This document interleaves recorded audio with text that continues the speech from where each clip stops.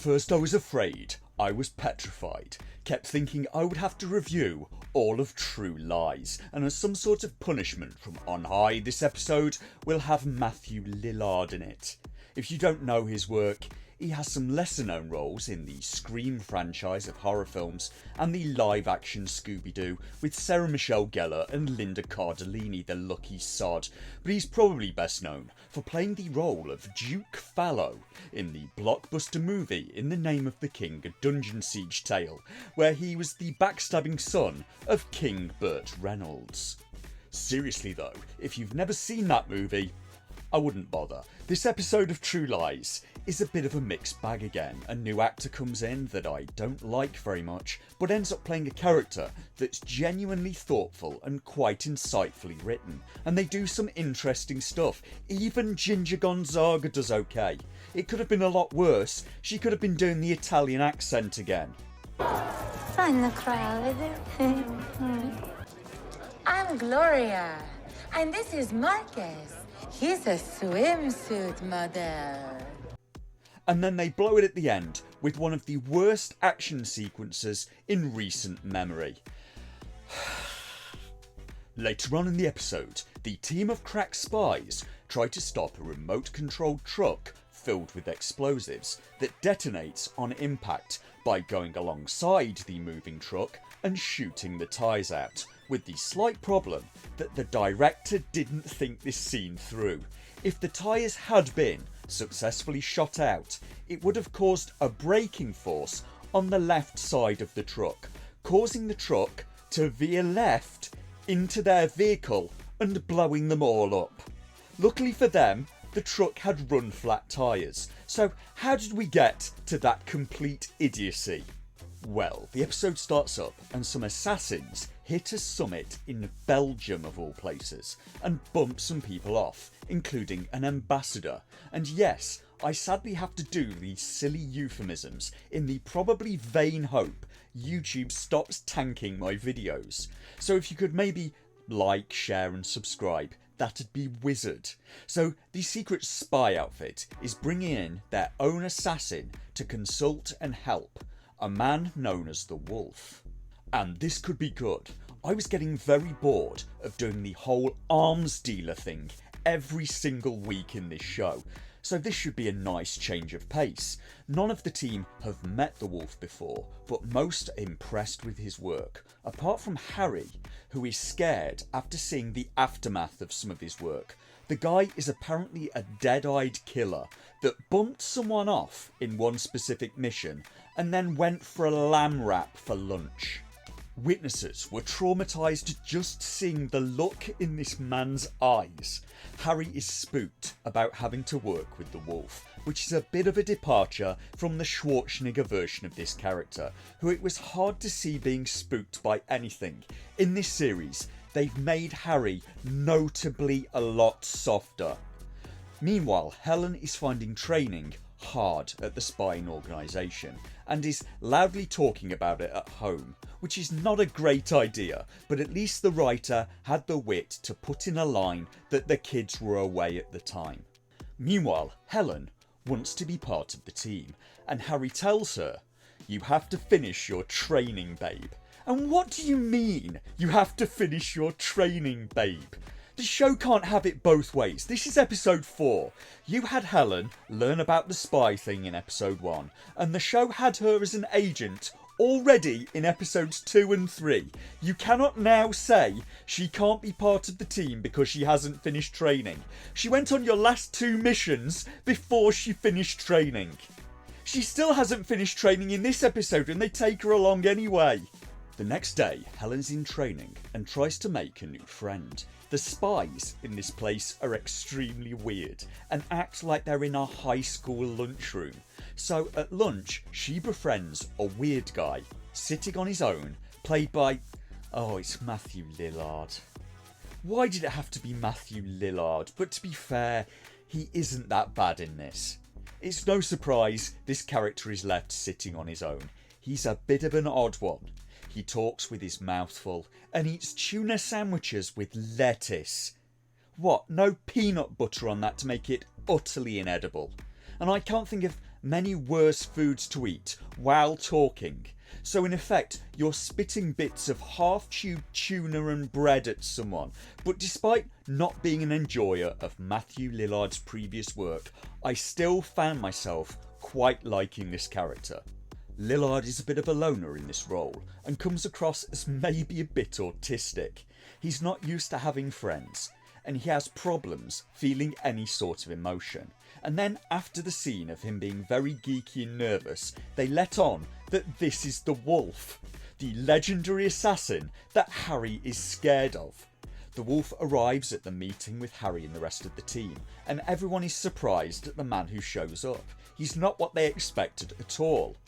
Based on the evidence, he shoots holes in the group's theories and instead thinks that the hit on the ambassador was an attempt to show off the sound weapon that the assassins used. Ergo, the assassin...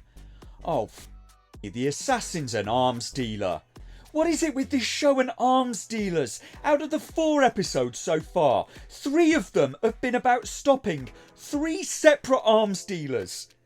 So the assassins are trying to start a war just to sell more weapons. And who do they think they are? A national government? And remember, it's only bad if the citizens do it. If politicians do it, it's patriotism. After all, can't have anyone else horning in on their business, can they? Later that night, when Harry and Helen are at home, their security is breached. Harry immediately panics and gets a pistol from quite a clever place. A fridge magnet removed and placed on a shelf unlocks a secret compartment, and after recently watching Gotham Knights, I can't help but note that this pistol was more carefully concealed than the Batcave in Gotham Knights was. But this was the Wolf coming to visit Harry in the middle of the night. He didn't even know Harry and Helen were married, so after he finds that out, he stays and chats with Helen for a while, and the Wolf offers to help Helen with her weapons training, making Harry even more uncomfortable. Helen and the Wolf's characters kind of work together, even despite me not liking Ginger Gonzaga very much. The Wolf is an oddly deep character. It turns out he doesn't feel anything, even when bumping people off. And he knows that sets him far apart from other people, and he feels empty and broken inside. And Helen is so oddly chipper, she just takes him as he is. So he, without any friends, gravitates to her. The assassin is now in the US, going after the Serbian ambassador to try and cause a war between Serbia and Albania again, and the team have to stop him. The first attempt is using a remote-controlled truck filled with explosives driven at the ambassador's house. The Wolf speculates that the truck is probably filled with RDX on the basis of absolutely nothing. He also says that it will probably detonate on impact. A truck filled with RDX explosives, the Wolf says. And looking at the explosion shown in the show, nah, that wasn't RDX. RDX is a military high explosive, and if that truck was filled with it, the effect would be a lot more dramatic. There'd probably be a crater left over. The people nearby would be lucky to be alive and would likely not have eardrums left. An explosion probably hundreds of times the size of what they showed, and with a devastating shockwave. I once saw a recording of what the explosion of a few pounds of RDX did, allegedly against blast resistant glass. You could see the shockwave going through the air, like when a daisy cutter goes off, only worse. This explosion in the show, on the other hand, would not have even done much damage to the ambassador's house if it had been right next to it. That looked like the explosion of maybe a 3-litre can of petrol, or like someone threw a few M80s in a tin bucket and lit a fuse. The pyro is clearly too light for what they'd written in the script. It's like trying to simulate a Newcon film using Chinese firecrackers, so they tried to stop the truck by going alongside it and shooting the tyres out. The problem with this is, if this had worked, the truck would have veered to the left, into them, collided and blown them all up. The Wolf is trying his best to fit in with the team, and it works to an extent. They all warm up to him except Harry, who thinks he's a dangerous psychopath and is loudly saying this when the wolf walks in, and Matthew Lillard, bless him, he kind of sells it. He does Sinister quite well, and the team track the explosives used in the attempt on the ambassador to a warehouse. It turns out it's all a trap, and it's Helen that detects it.